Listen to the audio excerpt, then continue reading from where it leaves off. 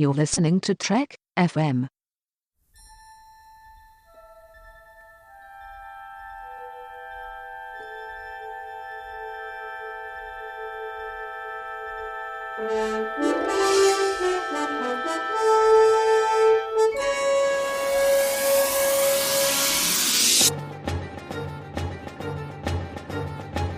Welcome to Trek FM's 50th anniversary rewatch project called From There to Here, where the hosts of the network and special guests discuss for you all 729 episodes of the Star Trek franchise, including The Void and Workforce Part 1.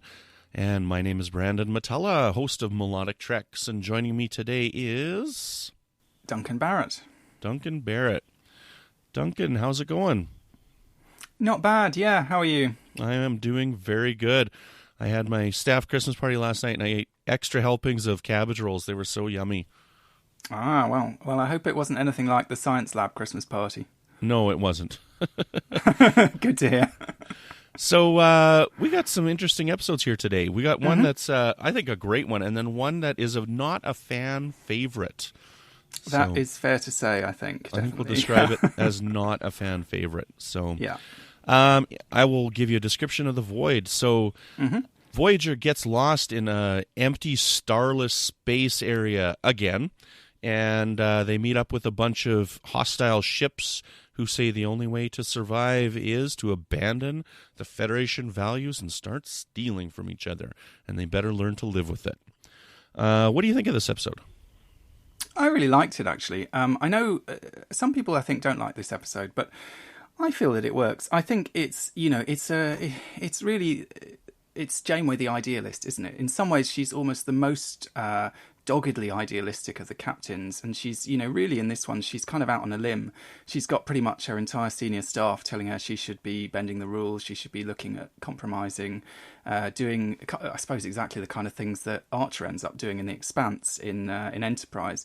And she won't do it. And even, if anything, she just becomes more and more entrenched. She has the guy who joins her alliance she sets up, and then ends up, he kills someone else in order to get something that they need. And she says to Chakotay, I made a mistake. But the mistake that she thinks she made is that she didn't boot him out of the alliance because he made a bigoted comment about this kind of refugee character, in a sense, that they've got on board. So it's really, I suppose, for the people who find Janeway a bit holier than thou, I can see why maybe they have problems with this episode. But for me, it works. I think it's a nice story. It's a very Star Trek-y story. It's very optimistic and positive. And it's, it's a fun episode. I like this episode a lot. It's very, very reminiscent of the Time Trap from the animated series.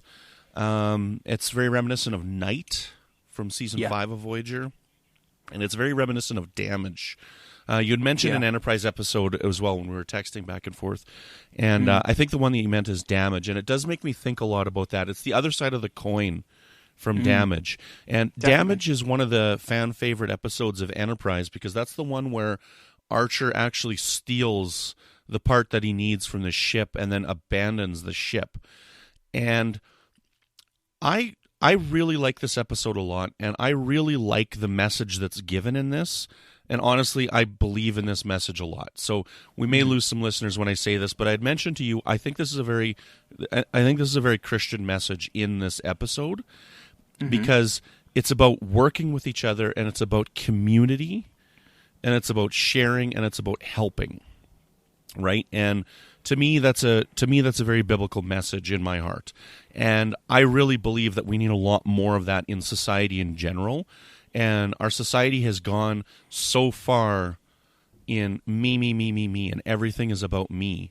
And I really think that as a society, we need to get back to helping each other. We need to get back to sacrificing. Yes, I need this, but so do you. And we need to sacrifice for other people, and we don't get enough of that in society. And I think that, honestly, when I see an episode like this, I see how far we have to go as humanity. And honestly, from my opinion, this leads me to believe that we will never get to the Federation, because I think that humanity is too selfish on a whole. And that might be a pretty dark point of view to take, but I believe in the message of the episode, but I also believe that we'll never get there. What do you think? Well, I guess it's interesting, isn't it? I mean, in the episode, Janeway, when she's looking at the Federation Charter, she says, this is a document based on lofty principles. In a sense, it doesn't provide practical advice, but then her view is very much, she says it right back. I mean, one of the things I like about this is it kind of runs right the way through Voyager. This is in the kind of final stretch, but way back in it must have been, was it season 2, Alliances, she basically said the same thing. She said the Federation principles are going to be our best allies in this difficult situation. We're not going to bend, we're not going to break, with what we agree with. Kind of the opposite almost of the kind of stuff you see going on in Enterprise or in Deep Space Nine, and that we see or have seen in recent years going on in our own world, where there's a lot of kind of bending our rules, bending our principles because of the given situation.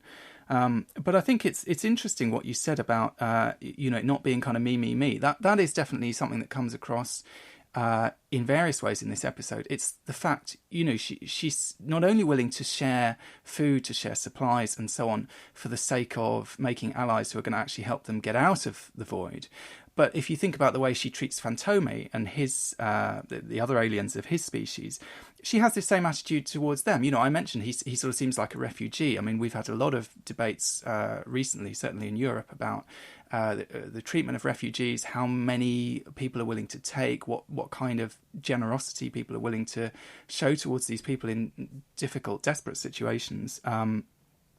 And Janeway's view is basically, almost the more the merrier. She'll make it work. She'll look after them. She'll help them. And of course, it's rewarded in the episode because those aliens turn out to be the ones that buy them the kind of time that they need to escape. So even though on the face of it, that's an act of pure generosity, she's not really expecting to get anything back, it ends up, there's a kind of reciprocal aspect to it, and it ends up helping them. And so I suppose really it proves her right.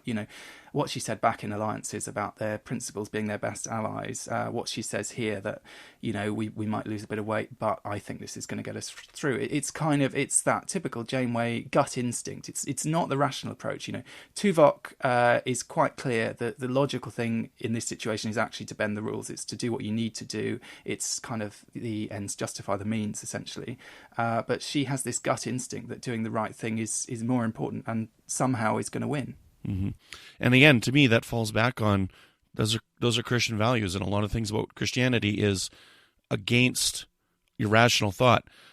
Forgive your enemy and things like that. We don't want to do that in our hearts, but going against it. And I don't want to get too much into it. Like, everybody on the network knows I'm a Christian. I don't mind talking about it. Sure, but I mean, I think I certainly see what you're saying there. But there are also values that people can believe in and aspire to, regardless of their religious faith. Do you know what I mean? I believe that as well. It's a matter of your values and what you have faith in, but not necessarily in that kind of literal religious sense. Right, and I agree with you. I don't think you have to be a Christian to be a good person, right? I don't believe that for sure. I think you can be a good person and not be a Christian for sure, absolutely. But I think this is a great episode. I think this episode is one of the best Voyager episodes. I like thinking of Damage when I watch this episode because it is the opposite, and I don't know what Archer could have done differently in the situation, but you brought up Fantome. Like, that's such a cool Voyager character, such a cool Star Trek type character, and how it's like just spend some time getting to know somebody, and they might be more than than you thought they were. Right? Again, it's a message of people. How do I word this right? Sometimes people are at a ceiling because other people put that ceiling there. Right? And if you let them be more, they will fill that gap. Like, if you raise the ceiling on people, they'll fill that gap and they'll go higher. Right? And so if you take that ceiling away, then they can go as high as they want, right? If they just need the opportunities in order to expand and advance and adapt and change and grow. And so I like this character of Fantome and his race because of that as well. He's a great character, and even though he never speaks in any language that we can understand, he makes a big impact. I hadn't realised actually until I was watching this time that the actor who plays Fantome is actually the same actor who played Hugh in The Next Generation. Yep. Another has a similar aspect to that stuff you were describing about people going, beyond what you'd expect of them. Anyway, two very memorable characters. Plus, you've got that great little alien jamming session that I'm sure could feature in a Melodic Treks episode. I love it. Excellent. Right on. Well, another episode that we could probably spend an hour talking about. We should probably move on to Workforce Part 1. Did you want to give us a synopsis? Okay, so in this episode, the crew of Voyager find themselves working in a factory. That's about all I've got to say about it.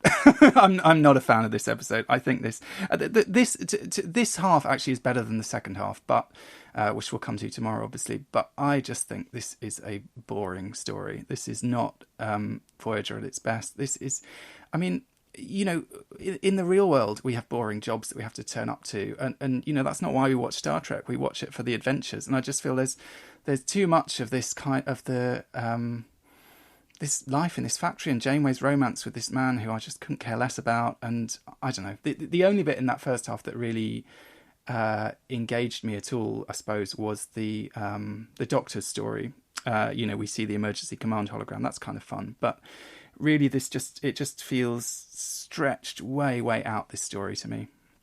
What do you think? I agree with you 100%. I do believe Part 1 is better than Part 2. I don't hate this episode. I think the episode's just fine. I mean, it's not my favorite. It's a middle episode for me. It's not terrible, but it's weird that they're having this at season 7. I think this probably would have been better as a season 1 or 2 episode. Because when the episode started and Janeway's like, oh, this is better than my last job.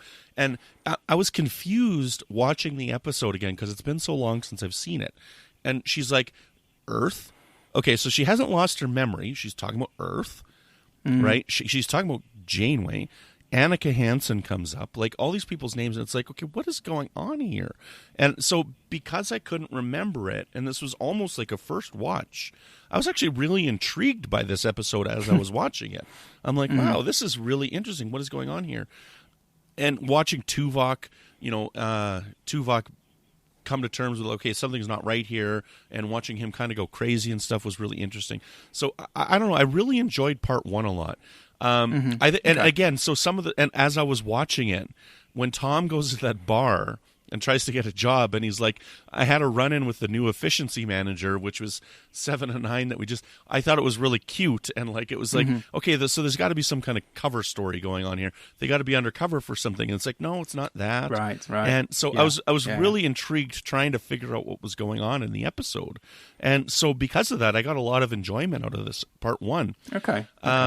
I like this because as the episode's developing, I'm like, okay, so they're investigating this work shortage and these kidnapped people. That must be what's going on, right? So, and then we find out that it's not. But right. I see. I think there's a lot of interesting stuff in Part 1, and it didn't really pay off that well in Part 2. I think it's over the top.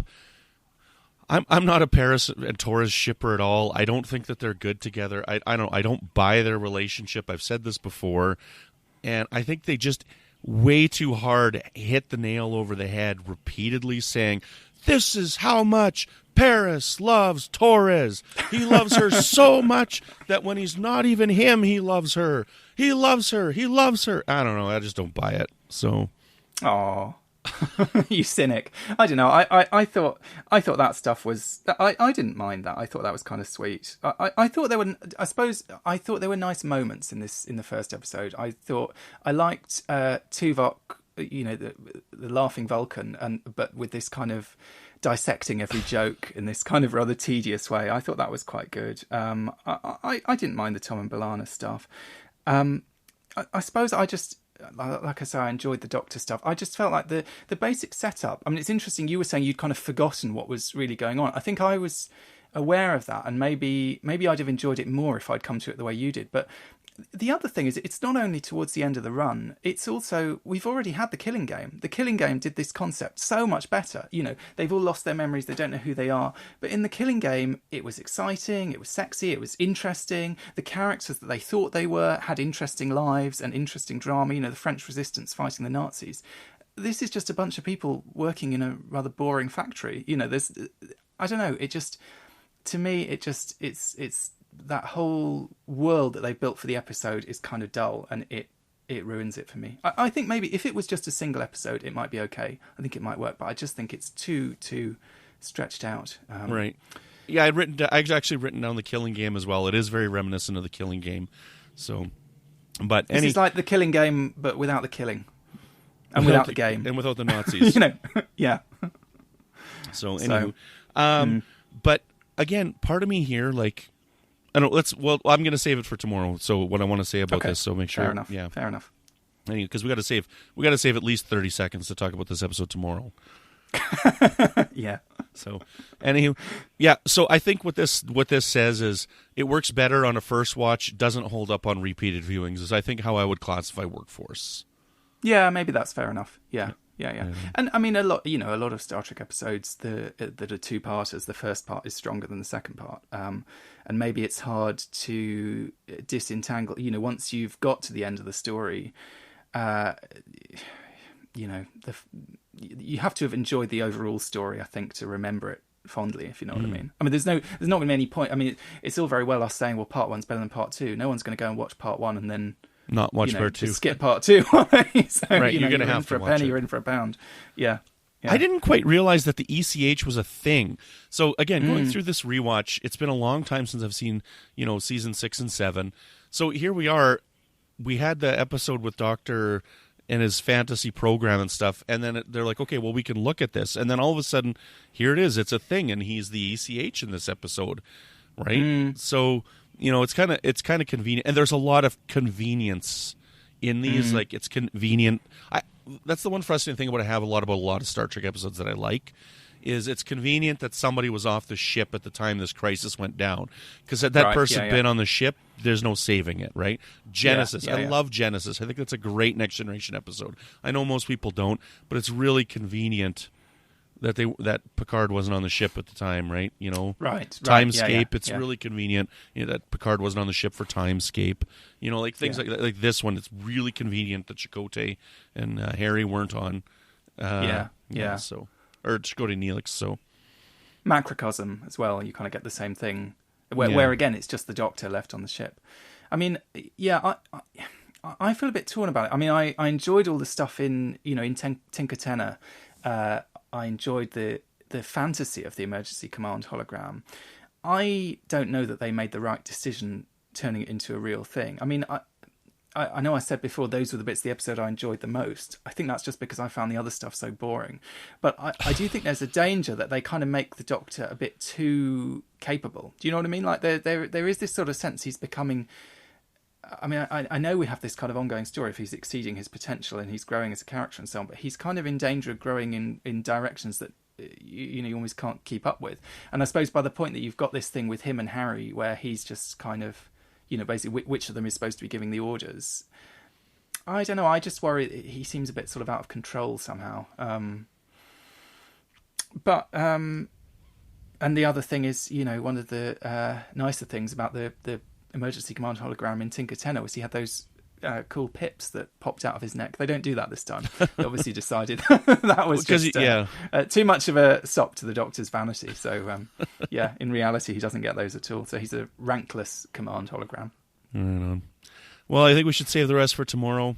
Duncan, where can people find you when you're not quitting your boring writing job to go work in a factory? To go work in a factory, yeah. You can find me in the Babel Conference quite often, or you can find me on Twitter. I'm at Barrett's Books. And you can find me here on the network with new episodes of Melodic Treks, as well as I've been on several recent episodes of Warp 5. And you can find me on Twitter at Brandon-Mutala, and every once in a while I poke my head up in the Babel Conference. So join us again tomorrow as we conclude the riveting Workforce and we go on a dating program with 7 in Human Error.